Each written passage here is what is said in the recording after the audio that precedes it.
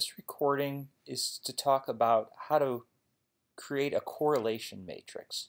So first let's start with why we create correlation matrices. As you know, when we look at our portfolio as a whole, we generally beta weight it, and we usually beta weight it to the spiders. And when I say usually, I always beta weight my portfolio. But the problems with beta weighting are, number one, the beta that's used is a 5-year beta. And although more might seem to be better, we trade options in a 30 to 50 day time period.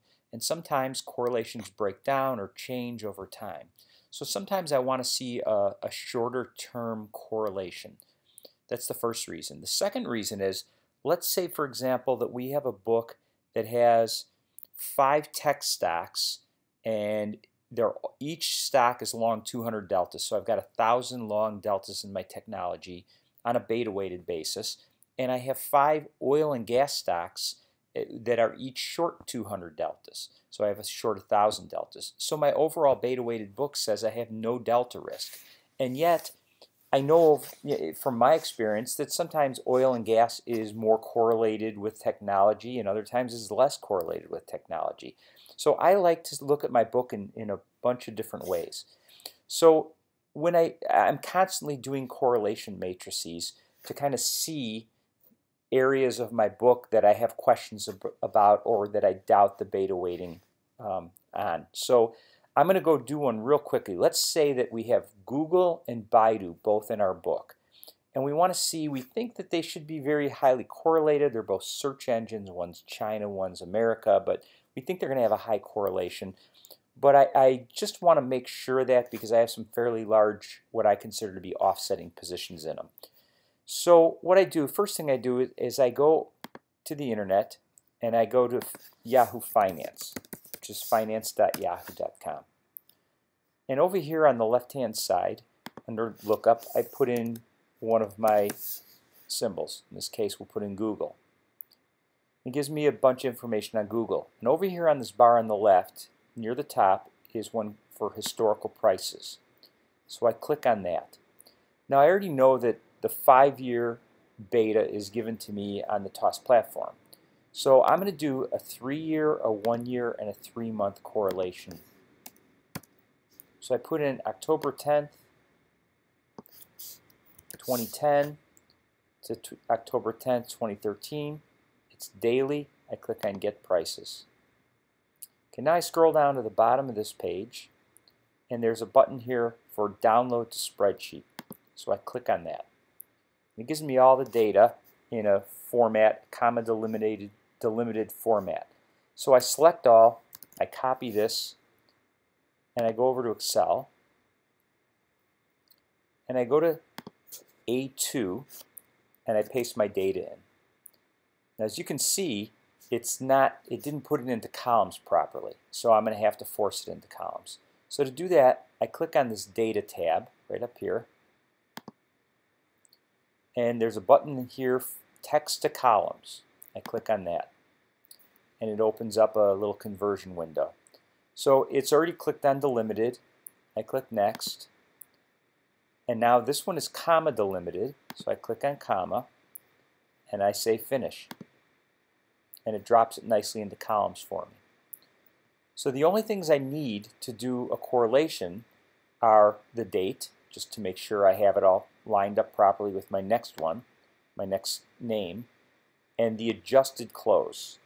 The difference between close and adjusted close is that the adjusted close accounts for stock splits and stock dividends. So I'm going to delete all these columns, and I'm just going to leave myself with these two.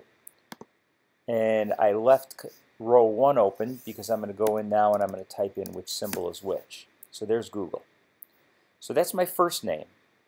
Now I go back to Yahoo Finance, I click the back button, and I'm still in the historical prices area here. Now, over here on the right it says Get Historical Prices For. If I stay right here where I am, it's going to keep the exact same dates. So I click Baidu, enter, or click on the go. Now I've got the prices for Baidu for 3 years. I scroll down, click on Download to Spreadsheet, select all, copy, go back to my Excel, and now in column C2, paste it in. Now it knows to keep it comma delimited. So now I don't need the date anymore. I see that the dates match up fine. I just kind of eyeball that. And now I get rid of all the columns except for adjusted close for Baidu. I label this one. And now I've got all my data. So as you scroll down here, you see that I have 3 years worth of data. Move this out of the way. And it goes all the way down to here.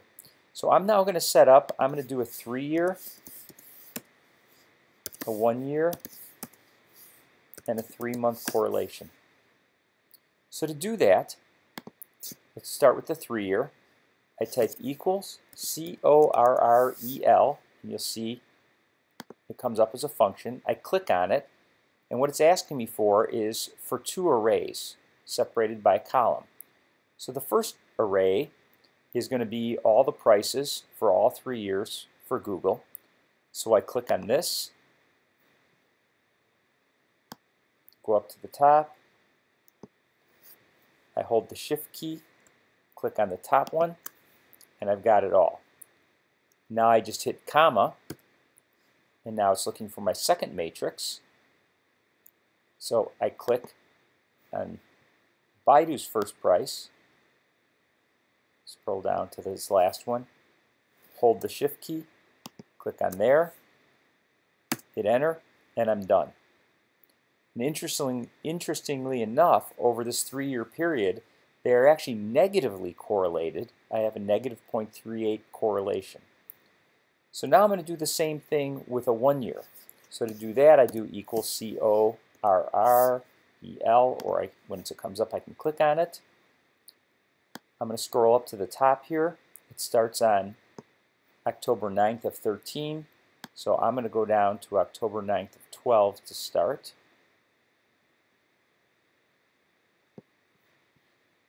I click on October 9th. Scroll back to the top. Hold the shift key, click on it. I do a comma. Click on that.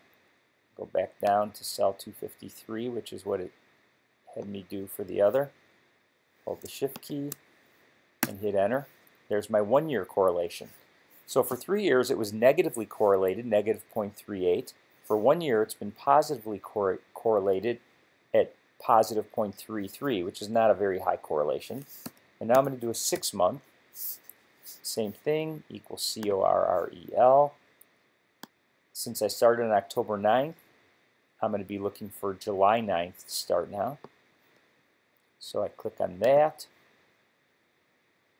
up to the top, hold the shift key, comma, click on this one, back down to cell 68, hold the shift key, hit enter, and now I'm back to a negative 0.57 correlation. So what it tells me is, regardless of what my beta weighting says, which my beta weighting doesn't have them equal, but it has them somewhat close, I can see that they're actually negatively correlated, negative 0.57 in the last 3 months. So I now have to kind of mentally adjust my beta weightings to get a good delta, or I can actually take the whole thing out into an Excel spreadsheet, my entire portfolio, and I can start adjusting it depending on how important it is to me to get it close. In general, I do it mentally. I just make some major adjustments, and that's a standard correlation matrix with 2 stocks. I can do this with as many stocks as I want, but you only correlate 2 stocks against each other. So I hope that's helpful, and that's the correlation lesson for today.